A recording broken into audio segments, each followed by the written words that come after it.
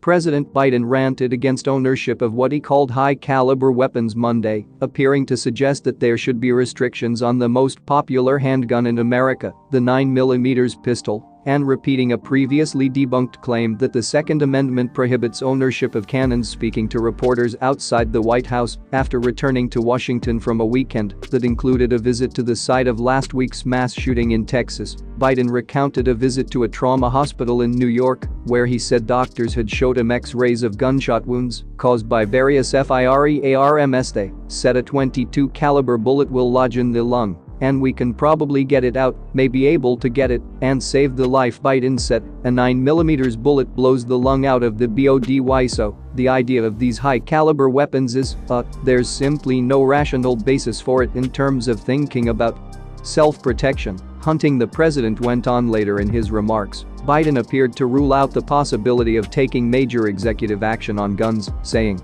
"I can't dictate this stuff. I can do the things I've done, and any executive action I can take, I'll continue to take, but I can't outlaw a weapon. I can't, change the background checks. I can't do that." Biden's statements about 9mm pistols are in keeping with his rhetoric before entering the White House at a 2019 fundraiser in Seattle. For example, then candidate Biden asked his audience, "Why should we allow people to have military-style weapons including pistols with 9mm bullets and can hold 10 or more rounds?" According to Shooting Industry magazine, 9mm pistols accounted for 568% of all handguns made in the US during 2019. In all, more than 151 million 9mm guns were produced in this country during the 2010s. The possibility of outlawing or otherwise regulating such weapons are likely to be a non-starter among conservatives and gun rights advocates.